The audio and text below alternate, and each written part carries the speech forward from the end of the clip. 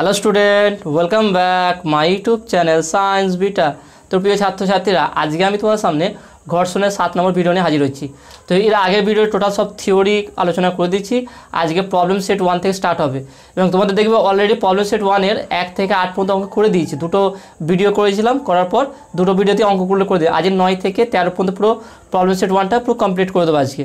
তো প্রথম 9 নম্বর অঙ্কটা দেখে না কী আছে, বলেছে কি 60 ডিগ্রি নতি বিশিষ্ট একটি নততল এবং ওই নততলে রাখা 100 গ্রাম ভরের একটি বস্তুর মধ্যে ঘর্ষণ গুণাঙ্ক হচ্ছে 1/√3। নততল বরাবর উপর দিকে ন্যূনতম কত বল প্রয়োগ করলে বস্তুটিকে উপর দিকেই গতিশীল করা যাবে। দেখে নাও, এই কোশ্চেনটা খুব সুন্দর দিয়েছে। যে থিওরি বুঝিয়েছিলাম সেই থিওরির উপর অঙ্কটা আছে। থিওরি যদি তোমরা বুঝে থাকো, অঙ্কটা মানে ছবিটা আঁকলেই তোমার পুরো অঙ্কটা নিজেদেরই করতে পারবে। দেখে নাও ছবিটা কী বলেছে। ধরলাম এখানে একটা নততল আছে, ওকে। কি প্রদত্ত বলে সেটা আমি পরে লিখালো। প্রদত্ত বলে ধরলাম অ্যাঙ্গেলটা আছে থিটা। এখানে একটা বস্তু আছে, বস্তুর ভর যদি এম হয় তার ওজনটা এই দিক বরাবর কাজ করবে mg। তাহলে এই বরাবর একটা উপাংশে ভাঙবে আর এই বরাবর একটা উপাংশে ভাঙবে। এটা হচ্ছে mg cos থিটা, এটা যদি থিটা হয়ে যায়, আর এটা হচ্ছে mg sin থিটা, ওকে। আর উপর দিকে লম্ব বল কাজ করবে, এটা হচ্ছে n। এবার বলছে কি একটা বল বস্তুটিকে উপর দিকে গতিশীল করার জন্য নততল বরাবর গতিশীল করার জন্য নততল বরাবর একটা বল প্রয়োগ করা আছে, সেটা ধরলাম এই দিকে বরাবর। তাহলে এই দিকে যদি এফ বল প্রয়োগ করে বস্তুকে উপর দিকে গতিশীল করা হয়, তাহলে ঘর্ষণটা কোন দিকে কাজ করবে?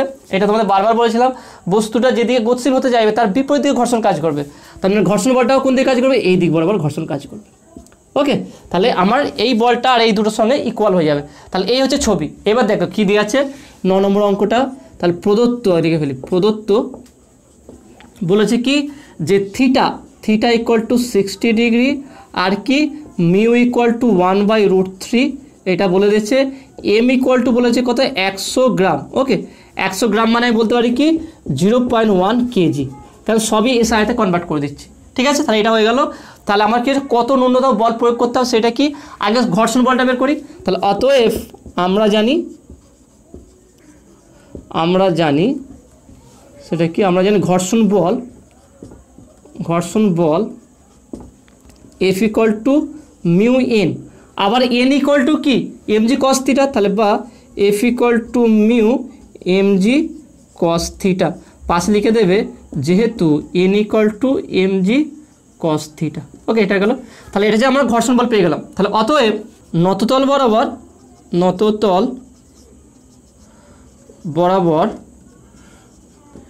এফ বল প্রযুক্ত করলে সাম্যাবস্থায়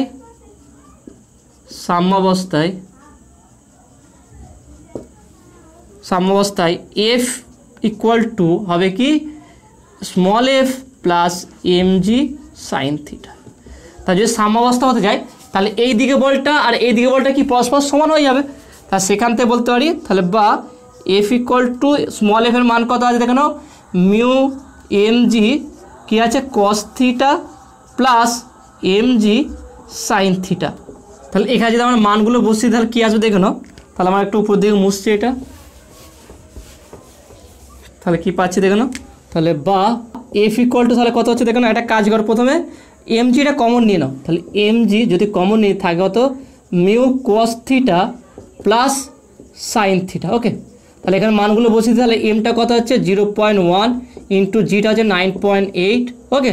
মিউটা হচ্ছে 1/√3 ইন্টু cos 60 ডিগ্রি, ওকে, প্লাস সাইন 60 ডিগ্রি। তাহলে এখানে যে মানগুলো আছে 0.1 ইন্টু 9.8, ওকে।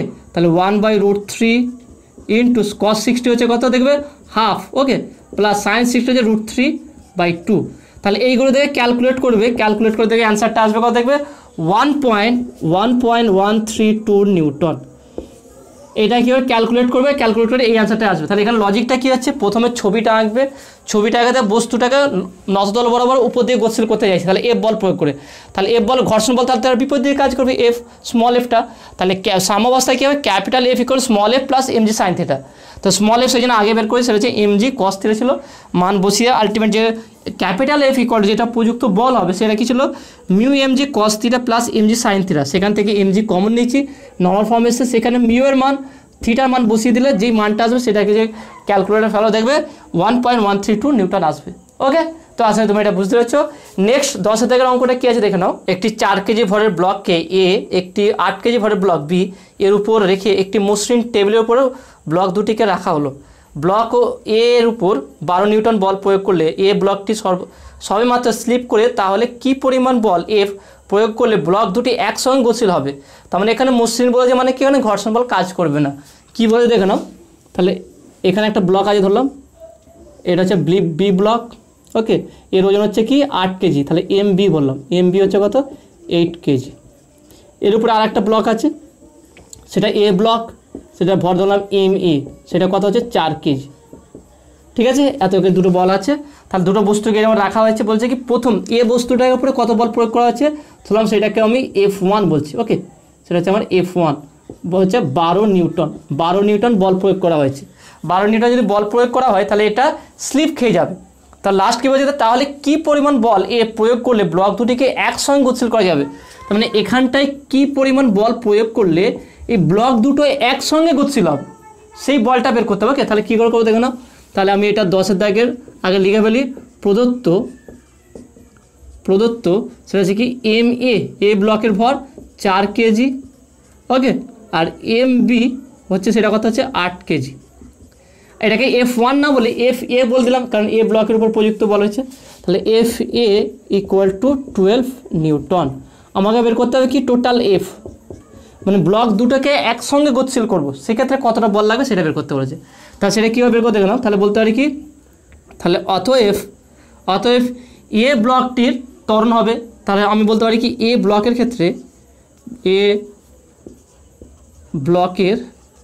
ক্ষেত্রে বলতে পারি কি FA = MA × A। যদি এ ত্বরণ নিয়ে যায়, আমি FA বল প্রয়োগ করলাম, তারপরে MA ভর আর এ হচ্ছে ত্বরণ, এই ত্বরণে এগোচ্ছে, তাহলে সেক্ষেত্রে আমার ত্বরণটা কী হয়, তাহলে বা A = FA/MA। ওকে, তাহলে এখান থেকে না এফ এর মান হচ্ছে 12 নিউটন ডিভাইডেড বাই, তারপরে কি যে এম এটা কথা বলে হচ্ছে 4, তার 4 3 12, তাহলে A = 3 মিটার/সেকেন্ড²। তার মানে ত্বরণটা কত হবে, কোন ত্বরণে যাবে, 3 মিটার/সেকেন্ড ত্বরণে যাবে। এবারে সেম ত্বরণে দুটো বস্তুকে গতিশীল করতে চাইছি, তা সেক্ষেত্রে কত বল প্রয়োগ করতে হবে সেটা লিখে দিই। তাহলে এখানে লিখে দিই, ধরি বস্তু দুটিকে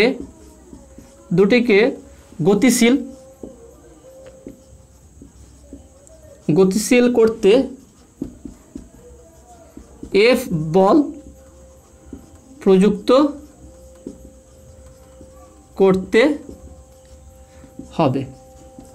ওকে, তাহলে এক্ষেত্রে আমরা কী বলতে পারি, তাহলে অতএব F = এখানে শুধু MA দিয়েছে, শুধু এ বস্তুটা ব্লকের ক্ষেত্রে হয়েছিল, এখানে যে দুটো বস্তুকে একসঙ্গে গতিশীল করব সেক্ষেত্রে করবো F = MA + MB × A। তার টোটাল ভর, এই বস্তুর ভর এই বস্তুর দুটোকে একসঙ্গে গতিশীল করতে চাইছি, তাহলে এই দুটো বস্তুর ভর × A, তাহলে ত্বরণ MA হয়ে গেল। তাহলে বা F = ভর বসে দিয়ে এটা হচ্ছে 4 + 8 × A হচ্ছে 3, তাহলে 4 8 12, 12 × 3, তাহলে বা F = 3 × 36 নিউটন। ওকে, তাহলে 36 নিউটন হবে। তোমাদের বই যেটা উত্তর দিয়েছে 24 নিউটন, এটা ভুল আছে। এইটা শুধু বি ব্লকের ক্ষেত্রে, যে 24 নিউটন বল দিয়েছে, যেটা বল বের করতে সেটা হচ্ছে শুধু বি ব্লককে গতিশীল করতে। দেখে নাও এটা ক্ষেত্রে যেটা উত্তর দিয়েছে তোমাদের F = MBA, তা সেখানে যদি বসে দিই বি ব্লকের ক্ষেত্রে, তাহলে 8 × 3, তাহলে 3 8 24, 24 নিউটন। তাহলে যদি বলে শুধু বি ব্লককে এ ত্বরণে গতিশীল করতে যে বল প্রযুক্ত করতে হবে, সেই বলটা হচ্ছে কি F = 24 নিউটন। কিন্তু দুটো বস্তুকে একসঙ্গে গতিশীল করতে গেলে যে বল লাগবে, তা সেই বলটা হচ্ছে কি দুটো ভর ইন্টু ত্বরণ, কারণ এটা আমরা জানি। তার দুটো ভরের মান বসে দেখে 36 নিউটন আসবে। ওকে, তো আসলে তুমি এটা বুঝতে পেরেছো। নেক্সট 11 দাগের অঙ্ক দেখো কি আছে। একটি 7 মিটার/সেকেন্ড বেগে গতিশীল মোটর গাড়ির ব্রেক ক্রসে 10 মিটার দূরত্বের মধ্যে থামতে পারে। প্রমাণ করো যে ব্রেক কষার জন্য মোট বিরুদ্ধ বল গাড়ির ওজনের 1/4 সমান। দেখো না এই অঙ্কটা খুব সহজ আছে। তাহলে কী করে করবো দেখে নাও। 11 দাগের আগে প্রদত্ত লিখে ফেলি। প্রদত্ত কী দেওয়া আছে, প্রদত্তটা আমার বেগ, প্রাথমিক বেগটা U = 7 মিটার/সেকেন্ড, অন্তিম বেগ V = 0, কারণ ব্রেক কষা থেমে যাবে। সরণ এস ইকুয়াল টু কত বলেছে এখানে, কত মিটার যাবে বলেছে এখানে 10 মিটার। ওকে 10 মিটার। কি বলেছে যে বল গাড়ির বিরুদ্ধে বলটা প্রমাণ করতে হচ্ছে 1/4 ইন্টু তার ভর mg। ওকে ওজনের 1/4 অংশ এটা প্রমাণ করতে বলেছে। তাহলে কী করবো দেখে নাও, আগে এখান থেকে আমরা কি ত্বরণটা বের করি। তাহলে বলতে পারি আমরা জানি সেটা কি V square equal to U square, যেহেতু মন্দন হচ্ছে তাহলে মাইনাস হবে -2as, তাহলে বা 0 equal to U square -2as, তাহলে এটা হচ্ছে এ, তাহলে বা 2as equal to U square, তাহলে বা এ ইকুয়াল টু কী হবে ইউ স্কোয়ার বাই 2s। এবার এগুলো মান বসিয়ে দিই, তাহলে বা এ ইকুয়াল টু ইউ হচ্ছে 7 হোল স্কোয়ার বাই 2 ইন্টু সরণটা বলছে 10, তাহলে এখান থেকে 7 7 হচ্ছে 49 ডিভাইড বাই 20। ওকে তাহলে এটা ক্যালকুলেট করে দেখবে, এটা আসবে a equal to 2.45 metre per second square. তাহলে এই মন্দনে যদি যায় তাহলে বস্তুটা কী হবে 10 মিটার গিয়ে থেমে যাবে। তাহলে এখান থেকে নেক্সট কী বলেছে যে বিরুদ্ধে কত বল প্রয়োজন, বিরুদ্ধ বলটা। ওকে তাহলে বিরুদ্ধ বলটা কি, তাহলে বলতে হবে অতএব বিরুদ্ধ বল হবে সেটা কি আমরা জানি normal equal to F equal to M A. Okay M A জানি এটা, তাহলে বা F equal to M into এটা কত পেলাম আমরা 2.45। ওকে তাহলে বা এফ ইকুয়াল টু 2.45কে বলতে পারি 245 ডিভাইড বাই 100। ওকে আমরা এটা বলতে পারি, তাহলে ইন্টু এম। এবারে 1/4 তো, তাহলে এটা একটা কাজ করি আমি 25 দিয়ে ভাগ করি, 25 দিয়ে কাটাকুটি করি, তাহলে 25 দিয়ে যদি আমি 245কে ভাগি তারপর কথা হচ্ছে 245। ওকে তাহলে 25 10 250 হয়ে যাবে, তাহলে এটাকে 9 দিয়ে করলে কত হবে, তাহলে 5 9 45 5 হাতে থেকে 4 9 2 18 18 আর 4 হচ্ছে কত 22 হবে 22। ওকে তাহলে 0 2 থেকে 2 দশমিক দিয়ে 0 বসে তার কী হবে 25, তার 4 পয়সাম 100 যদি হয় তাহলে 8 হবে 8 পয়সাম 200, তার মানে এটা 25 দিয়ে কাটলে কত হবে 9.8, আর এটা কত হবে 4 পয়সাম 100, তার মানে বা আমরা এফ ইকুয়াল টু পাচ্ছি কত দেখো 9.8 ইন্টু এম বাই 4।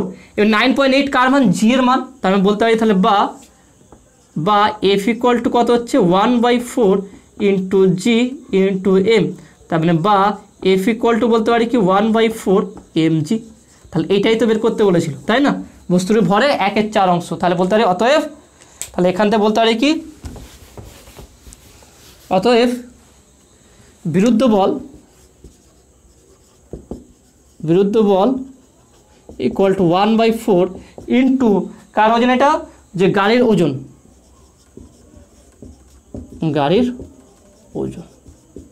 ওকে তাহলে এটা প্রমাণ হয়ে গেল।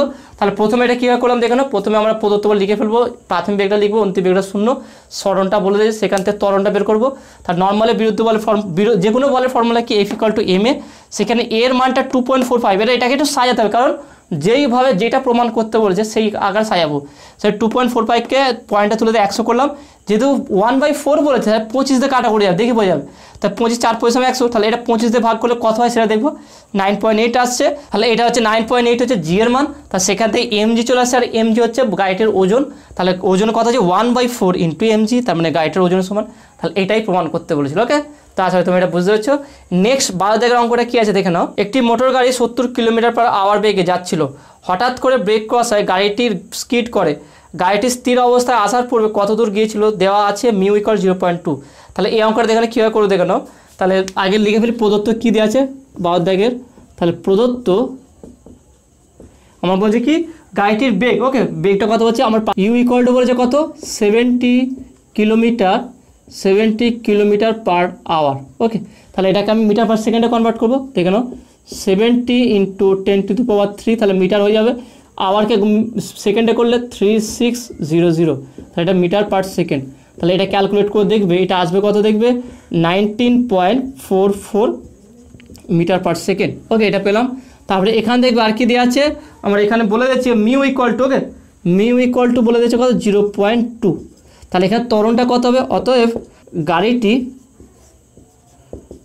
গাড়িটি স্কিড করায় গাড়ির ত্বরণটি হবে, গাড়িটির ত্বরণ হবে তাহলে গাড়ির স্কিড করে ত্বরণ কী হবে দেখুন, সেটা হচ্ছে এ ইকুয়াল টু মিউ জি হয়ে যাবে। ওকে, কারণ মিউ ইন্টু জি, মিউটা হচ্ছে যে রাস্তায় তার ঘর্ষণ আর জি হচ্ছে অভিকর্ষ ত্বরণ। তা সেখানে মান যদি বসে দিই, মিউ হচ্ছে 0.2 ইন্টু 9.8, তাহলে এটা গুণ করা থেকে কত হচ্ছে, তাহলে বা এ ইকুয়াল টু গুণ করা কত দেখে নাও, 8 দুগুণে 16, 6 হাতে একে 1, ওকে, তার 9 দুগুণে 18 একে 19, 19, তাহলে কটা পা 10 মিনিট, একটা এখানে দুটো, তাহলে 1.96 মিটার পার সেকেন্ড স্কোয়ার। তাহলে এখানে দূরত্ব কত দূরত্ব পর্যন্ত যায় সেটা নির্ণয় করতে হবে। তাহলে এখানে বলতে পারি কি, তাহলে অতএব আমরা জানি সেটা কি বলতে পারি যে V square equal to U square minus 2as। এবার এখানে অন্তিম বেগটা শূন্য। ওকে, অন্তিম বেগটা শূন্য হয়ে যাবে এখানে, কারণ বেগ শূন্য হয়ে যাবে, তারপরে সে কত দূর গেছে সেটা বের করতে হবে।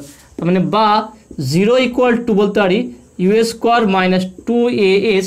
তাহলে সেখান থেকে আমি বের করবো কি এস এর মান। ওকে, তাহলে বা বলতে পারি 2as equal to U square, তাহলে বা S equal to U square by 2a।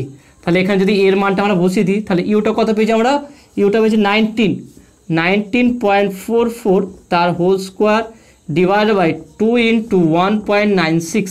ওকে, তাহলে বা এস ইকুয়াল টু কত হবে দেখে নাও, তাহলে এটা যদি ক্যালকুলেট করে দেখে পাবে তোমরা 96.4 মিটার। তাহলে কত দূর থেকে যাবে, 96.4 মিটার পর্যন্ত যাবে। তাহলে এটা তোমরা যে ক্যালকুলেট করো দেখবে এটাই অ্যান্সার আসবে। ওকে, তো আশা করি তুমি এটা বুঝতে পেরেছো।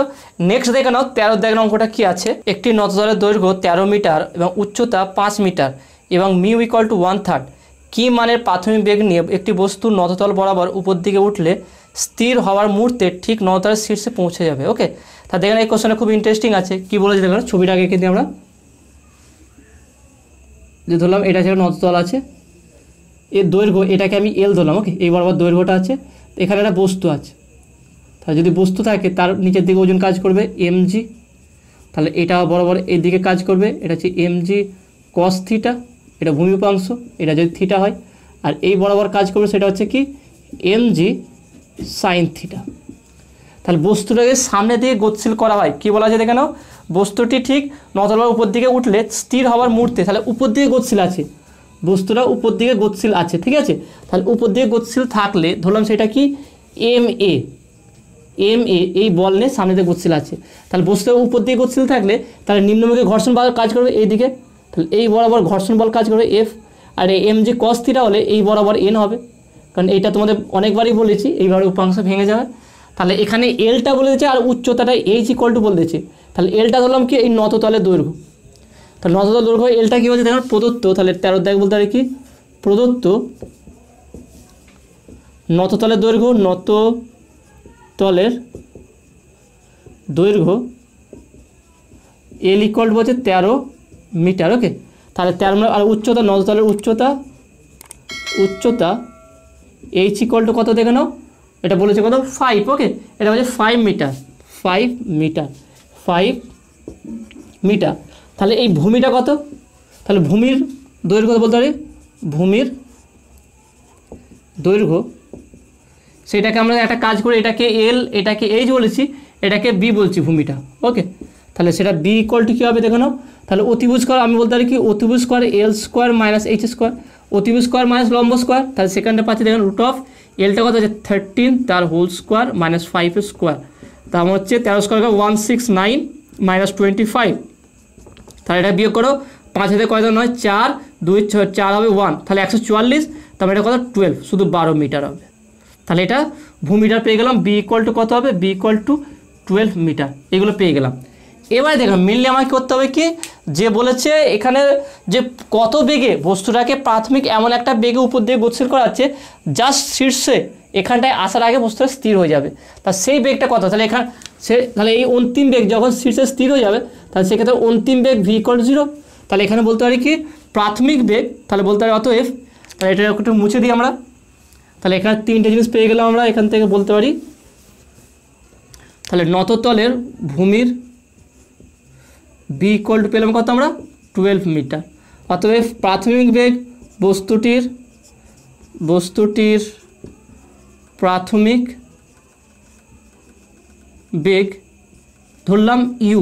ওকে, ব্র্যাকেট লিখে তো ধরি, এটা ধরলাম। ওকে, প্রাথমিক বস্তুটির অন্তিম বেগ অন্তিম বেগ সেটা হচ্ছে আমার ভি ইকুয়াল টু জিরো, অন্তিম বেগ 0।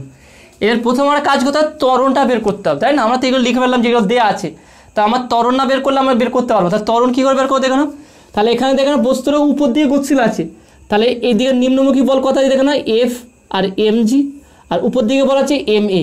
তা যখন বস্তুটা উপর দিকে যে শীর্ষে স্থির হয়ে গেছে, যখন বস্তুটা এখানটা উঠে গেছে ভাবো, তাহলে এখানটা উঠে যাওয়া কি বস্তুটা স্থির হয়ে গেছে, তা সেই মুহূর্তে স্থির অবস্থা বা সাম্যাবস্থায় তাহলে এই বলটা আর এই দিকের বলটা পরস্পর কি সমান হবে। তা সেক্ষেত্রে আগে আমরা ঘর্ষণ বলটা বের করব। তাহলে বলতে পারি অতএব বস্তুটির উপর ঘর্ষণ বল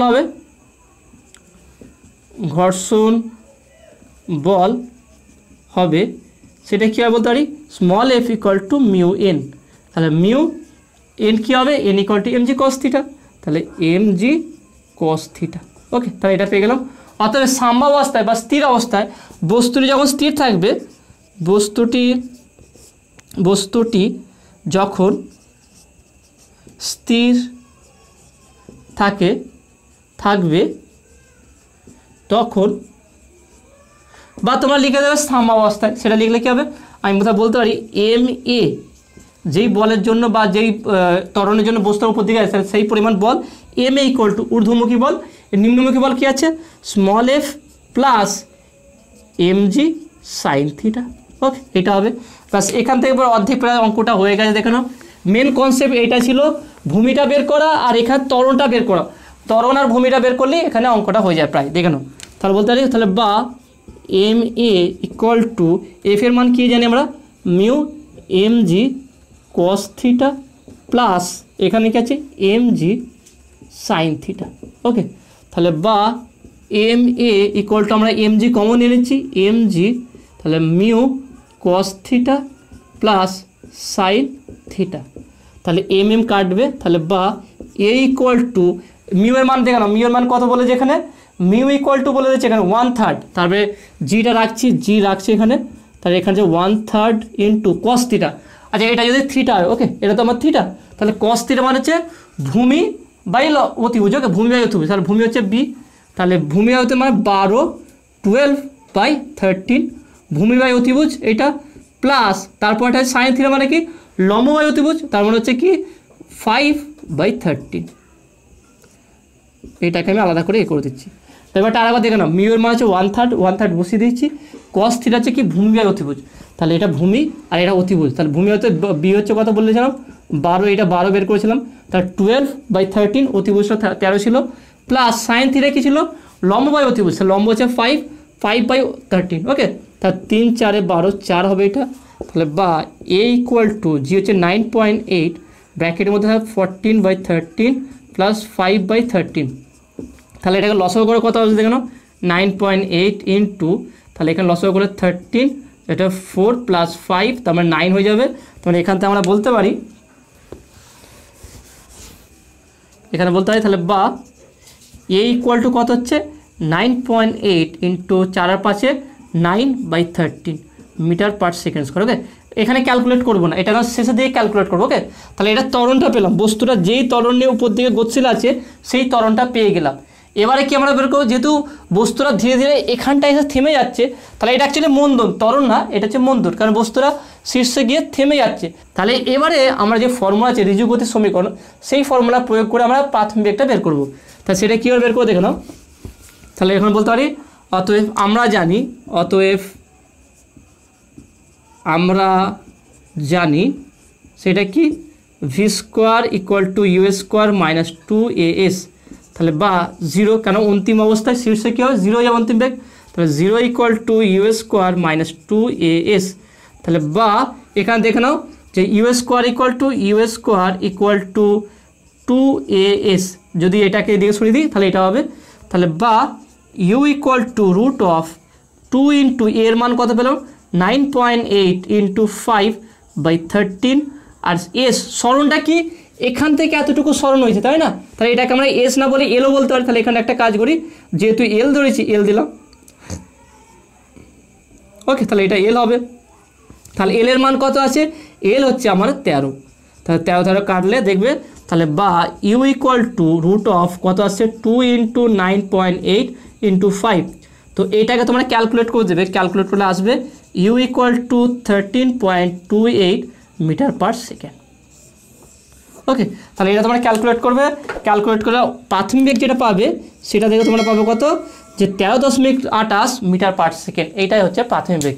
তাহলে বস্তুটাকে যদি 13.28 প্রাথমিক বেগের উপর দিয়ে গতিশীল করা হয়, তাহলে সে শীর্ষে পৌঁছানোর আগেই মানে স্থির হওয়ার আগে সে শীর্ষে পৌঁছে যাবে। ওকে, তা দেখে নাও টোটাল ঘর্ষণের সেট ওয়ানের সমস্ত অঙ্ক তোমাদের করিয়ে দিয়েছি। তো অঙ্কগুলো কেমন লাগলো সেটা তোমরা অবশ্যই কমেন্টে বলবে। যদি কোনো জায়গায় ডাউট থেকে থাকে সেটাও কমেন্টে বলবে, তাহলে নেক্সট ভিডিওতে সেগুলো ক্লিয়ার করব। তো এই চ্যাপ্টারে আর কোনো অঙ্ক যদি তোমাদের করিয়ে দিতে হবে যদি হয়, সেটা তোমরা কমেন্টে জানাবে যে কোন কোন অঙ্ক তোমাদের আটকেছে। ওকে, তো দেখা হবে নেক্সট ভিডিওয়। Have a nice day.